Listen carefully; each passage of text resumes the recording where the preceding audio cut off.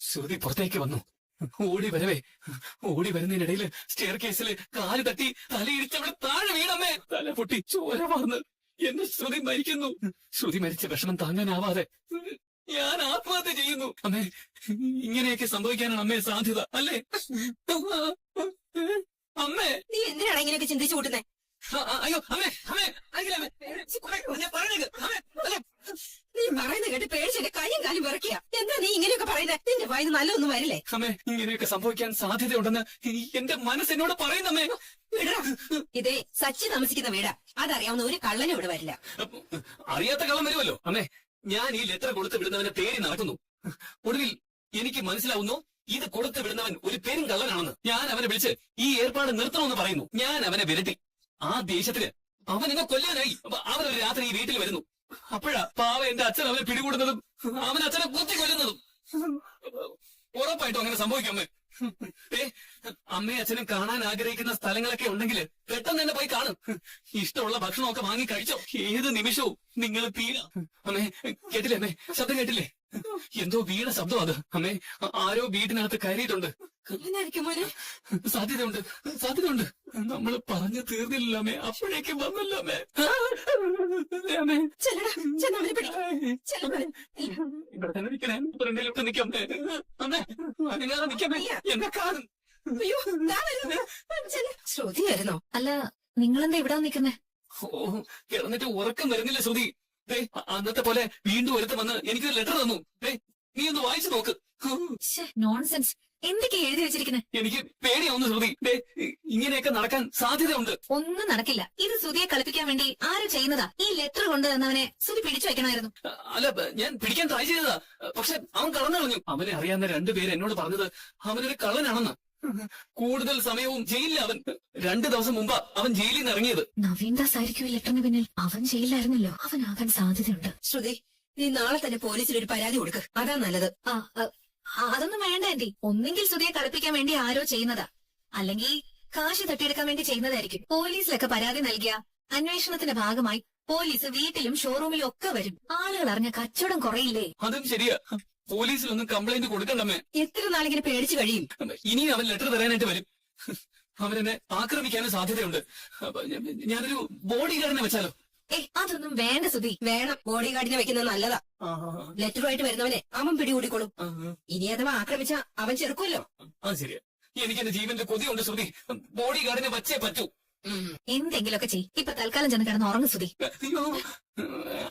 അമ്മയും കൂടെ അമ്മേ. 6ഓളം പേര് 2 മാസമായിട്ട് പരിശോധിച്ചു. ഇങ്ങനെ വിട്ടാ ശരിയാവില്ല. നീ ശരത്തിനെ വിളിച്ച് വരാൻ പറ. എന്തിനാ അവരെ വിളിക്കുന്നത്? നിനക്ക് പോയി പിടിച്ച പോരെ? ആഹാ, രേവതി ചേച്ചിയോ? ഇരിക്കേ ചേച്ചി. ചേച്ചിയോ? നിന്റെ അഭിനയം നിർത്ത്. ഇങ്ങനെ നല്ലവനായിട്ട് അഭിനയിച്ചിട്ടല്ലേ എന്റെ അനിയനെ കൂടെ കൂട്ടി നശിപ്പിക്കുന്നത്? നശിപ്പിക്കാൻ ശരത്തിന്റെ അനിയനാണ്, ഫ്രണ്ടാണ്. ഞാൻ അങ്ങനെ ചെയ്യുമോ ചേച്ചി? നിന്നെ പോലെ ഒരു ഫ്രണ്ട് മതി ഒരുത്തന്റെ ഭാവി തൊലയ്ക്കാൻ. അവന് ഞാൻ നല്ലൊരു ജോലി കൊടുത്തു. മാസം നല്ലൊരു തുക ശമ്പളമായിട്ടും കൊടുക്കുന്നുണ്ട്. അവൻ നല്ല രീതിയിൽ ജീവിക്കുന്നതേ ഞാൻ കാരണം. എന്നിട്ടാണോ അവന്റെ ഭാവി ഞാൻ തുറച്ചെന്ന് പറയുന്നത്? അവന്റെ ഒരു ജോലിയും ശമ്പളവും. നിന്റെ തെമ്മാടിത്തരത്തിന് കൂട്ടി നിൽക്കാനല്ലേ ജോലി? നിന്റെ കൂടെ കൂടിയതോടെ അവൻ കുടിക്കാനും സിഗരറ്റ് വലിക്കാനും ഒക്കെ തുടങ്ങി. അതിനെന്താണ് ഇപ്പൊ? അതൊരു നല്ല കാര്യമല്ലേ?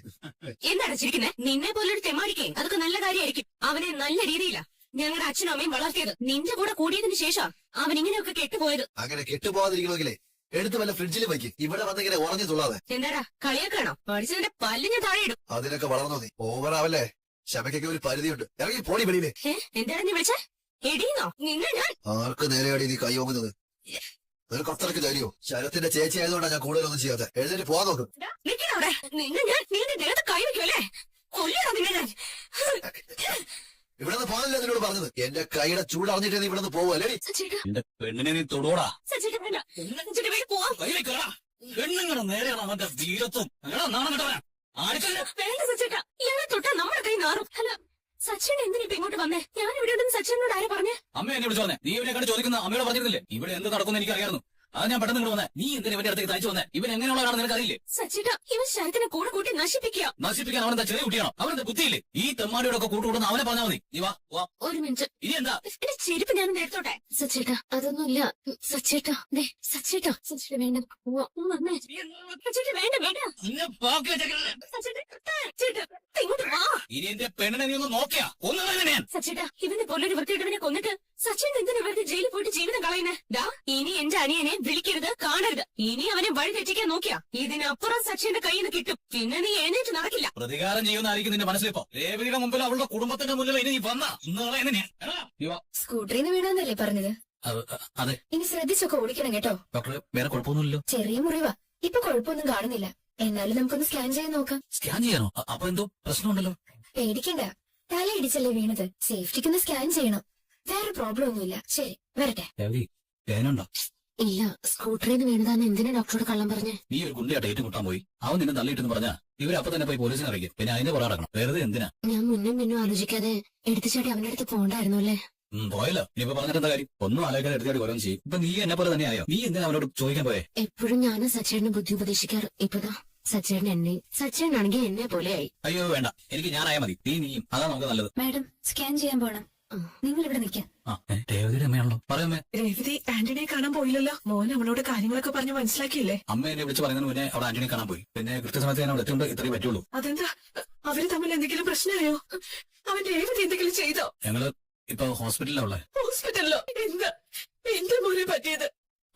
അവൻ ടെൻഷൻ ആവാതെ രേവതി ഞാൻ പിടിച്ചൊന്ന് തള്ളി. അവിടെ തലയ്ക്ക് ചെറിയൊരു മുറിവ് പറ്റി. അതാ ഹോസ്പിറ്റലിൽ കൂട്ടിക്കൊണ്ട് വന്നേ. അയ്യോ, മുറിവോ? നല്ല മുറിവട്ടോ? അവക്കിപ്പോ എങ്ങനെയുണ്ട്? പേടിക്കാനൊന്നും ഇല്ലമ്മേ, കുഴപ്പമൊന്നുമില്ലെന്നാ ഡോക്ടർ പറഞ്ഞേ. മോനെ, ഒന്ന് രേവതിക്ക് ഫോൺ കൊടുക്ക. അമ്മേ, അവളിപ്പോ അടുത്തില്ല. അവളെ സ്കാൻ ചെയ്യാൻ കൂട്ടിക്കൊണ്ട് പോയിരിക്കുക. അപ്പൊ കാര്യമായിട്ട് എന്തോ പറ്റിയിട്ടുണ്ട്. അയ്യോ അമ്മേ, ഞാൻ പറഞ്ഞില്ലേ അവൾക്ക് കുഴപ്പമൊന്നുമില്ല. അവള് വന്നിട്ട് ഞാൻ വിളിക്കാൻ പറയാം. എനിക്ക് വിഷമാവണ്ടെന്ന് കരുതിയല്ല മോൻ പറയാതിരിക്കുന്നത്. ഞങ്ങള് ഇവിടെ കോപ്പറേറ്റീവ് ഹോസ്പിറ്റലുണ്ട്. മോനെ, എനിക്ക് അവിടെ കാണണം. അമ്മ ടെൻഷൻ ആവാതെ. ശരി വാ. ശരി, ഞാൻ അങ്ങോട്ട് വരാം. നോക്കോളൂ, ഒരു മിനിറ്റ്. സുധി, എന്തോ ഒരു മൂഡൌട്ട്. എങ്ങനെ മൂഡ് ഔട്ട് ആവാതിരിക്കും? ഞാൻ ഇന്ന് 13 പേരെ ഇന്റർവ്യൂ ചെയ്തു. എന്നിട്ട് എന്റെ ബോഡി ഗാർഡായി നിർത്താൻ യോഗ്യതയുള്ള ഒരുത്തരെ പോലും എനിക്ക് കിട്ടിയില്ല, അറിയോ?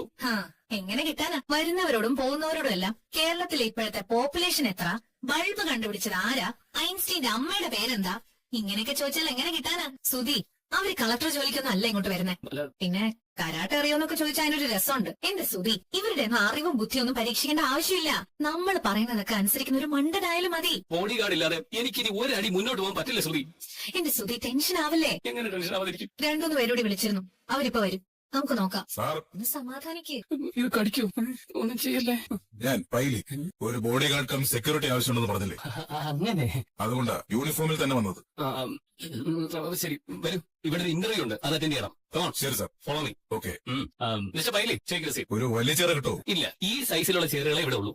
പിന്നെ ഉള്ളത് ദിവാൻ കോട്ട. സാരമില്ല, ഞാൻ അഡ്ജസ്റ്റ് ചെയ്യാം. Paily, any problem? Okay sir, okay sir. Relax, relax.